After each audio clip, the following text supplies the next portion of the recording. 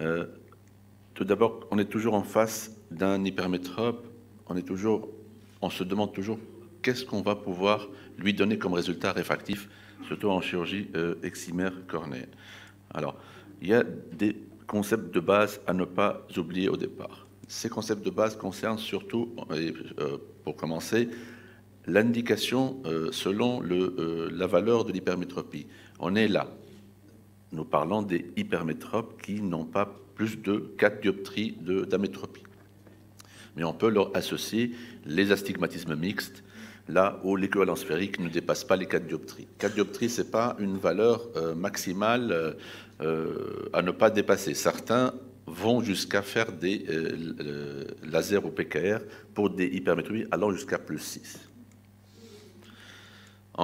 Ensuite, quand on a une topographie cornéenne chez un patient à qui on va donner une procédure cornéenne pour son hypermétropie, la première valeur à regarder et à mettre en évidence, c'est la Kmax. La Kmax, c'est la kératométrie maximale de sa cornée. C'est là où c'est ça qui va nous guider sur la possibilité ou non du traitement total de son amétropie.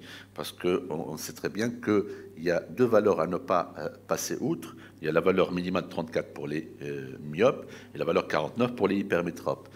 Parce qu'une dioptrie ablatée sur la cornée donnerait une augmentation de plus ou moins une dioptrie 0.2 effective sur la cornée. Dans le checklist avant toute chirurgie cornéenne pour hypermétropie, il y a la mesure de la pupille mésopique. La pupille mésopique est donnée sur certains topographes, comme ici le Pentacam, mais on peut la mesurer de façon plus précise par des pupillomètres. Ou bien,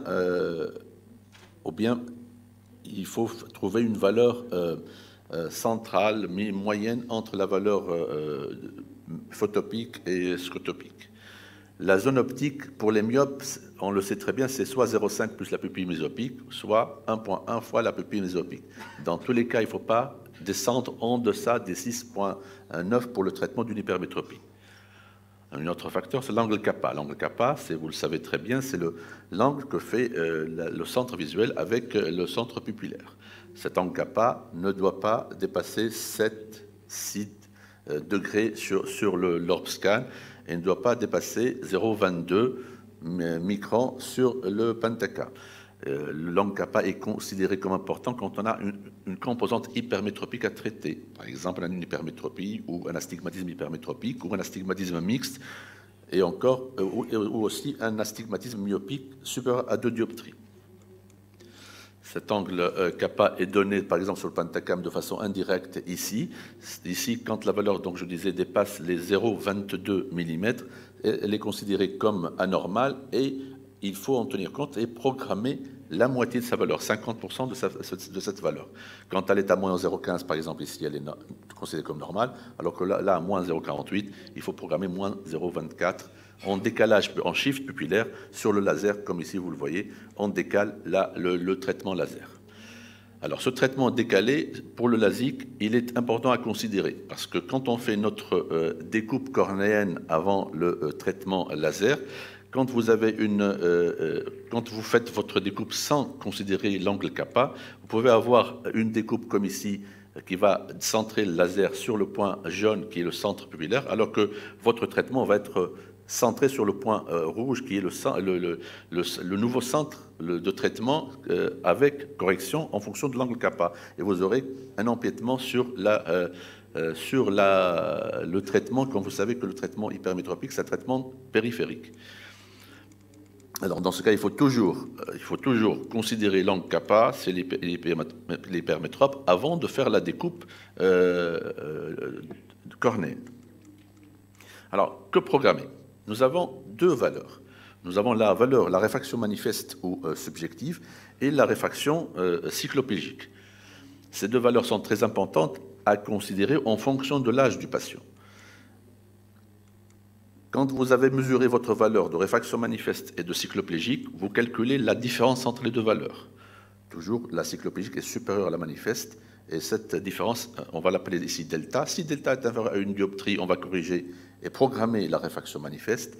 Et si la valeur delta est supérieure à une dioptrie, on va suivre des conduites spéciales. C'est quoi les conduites spéciales? Nous avons deux conduites spéciales. Nous avons une méthode graduelle et une méthode rapide. La méthode graduelle, c'est une méthode qui est consommateur de temps, d'argent et de patience.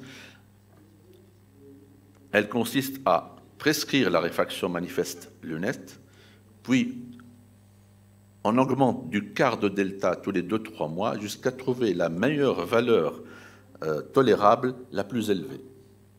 Donc vous voyez, ça n'est pas à la première consultation qu'on va pouvoir savoir la valeur à programmer chez l'hypermétrope. Donc elle est consommatrice de temps et d'argent. Par exemple, vous avez une réfraction manifeste de plus 1 dioptrie et demi et une cycloplégique de plus 4. La delta, c'est plus 4 moins plus 1,5, ça fait 2,5. Donc delta 4, c'est à peu près 0,75. Donc dans ce cas, voici la conduite. Là, la première constatation, donc on prescrit plus 1,5. Après, dans 2-3 mois plus tard, on va prescrire plus 2,25 et ainsi de suite. Et on peut s'arrêter à 3 ou à 2,25 si on trouve que c'est cette valeur qui est la plus élevée et la plus tolérable. Et on va programmer cette valeur-là. Exemple aussi, plus 2 plus 6, delta c'est 4, delta 4 sur 4 c'est 1 dioptrie, et dans ce cas la conduite elle est encore plus longue. Il y a une autre méthode, heureusement c'est la méthode rapide. La méthode rapide, bien sûr, elle est comme son nom l'indique, elle est rapide, et elle est facile aussi. Elle s'adresse aussi aux patients qui ne peuvent pas revenir plusieurs fois à notre consultation, mais elle dépend de l'âge. Alors elle consiste en quoi? Elle consiste à rajouter à la réfraction manifeste le tiers de delta si le patient a un âge entre 20 et 30 ans, delta sur 2 rajouté si le patient est entre 30 et 40 ans. On va donner la réfraction manifeste plus delta entier, c'est-à-dire la réfraction cycloplégique, dans le cas où le patient est entre 40 et 50 ans, et pour les patients de plus de 50 ans, alors on va considérer la réfraction cycloplégique plus 0,50 ou chercher une autre méthode. Exemple, vous allez comprendre, c'est simple, réfraction manifeste 2, cycloplégique 4, delta 2, l'âge 34, on est là. Donc on va rajouter delta sur 2 à la valeur de la réfraction manifeste, c'est-à-dire 2, une dioptrie, qu'on rajoutera, donc il faudra programmer plus 3. Un autre exemple, c'est simple, on est là, plus 4, 3 à 6, delta 3, 25 ans, delta sur 3 c'est une dioptrie, donc on va programmer plus 4. Pour un patient, on va voir toutes les possibilités, 3, 4, une dioptrie de différence pour un 42. Ici, vous comprenez bien qu'entre la manifeste et la cycloplégique, il n'y a plus de grande différence. Et donc, on est là, on va programmer la cycloplégique totale, c'est-à-dire plus 4. Pour un patient qui a plus de 50 ans, par exemple, comme ici, on va programmer plus 4,5. Donc, c'est la valeur de la réfraction manifeste cycloplégique plus 0,50. Mais, si on a un stigmatisme associé, quelle valeur va-t-on programmer? Dans ce cas, on va programmer la même chose, mais on va rajouter la valeur de l'astigmatisme manifeste. Mais attention, ici, il faut toujours considérer le cylindre négatif. Il faut toujours faire la conversion. Par exemple, une réfraction manifeste de plus 1 dioptrie, moins 1, 90 degrés, avec une cycloplégique de plus 3, moins 1,5, 90 degrés. Le delta ici entre les valeurs sphériques de plus 2, on va rajouter delta sur 3, ça est 0,75, si je ne me trompe pas. Donc, on va programmer plus 1,75, moins 1 à 90 degrés. C'est clair? Un autre exemple, plus 2, plus 5, delta, c'est 3. Il y a une modification, une différence entre les valeurs des deux astigmatismes manifestes et cycloplégiques. On va programmer l'astigmatisme manifeste. Et pour la valeur sphérique, on va programmer plus 3. Pareil, ici, un autre exemple, je pense. Voilà, nous sommes là. Delta sur 2, c'est une dioptrie qu'on va rajouter à 3,5. Ça fait 4,5, moins 1,75 à 110. Donc je pense que c'est clair. C'est une valeur âge dépendante. Et l'astigmatisme à considérer, c'est l'astigmatisme manifeste. Donc on va sortir de quoi de ce petit topo? C'est que les valeurs à considérer sont très importantes et il faut bien les mettre en évidence, à savoir la correction manifeste et la réfraction manifeste et la réfraction cycloplégique. Il faut catégoriser le patient selon son âge.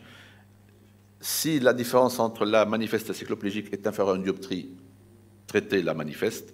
Si c'est supérieur à une dioptrie, utilisez la méthode graduelle ou encore, à défaut, et je pense que c'est ce que j'utilise, la méthode la plus rapide, celle qui est plus simple. Et en cas d'astigmatisme programmé, la valeur manifeste. Je vous remercie.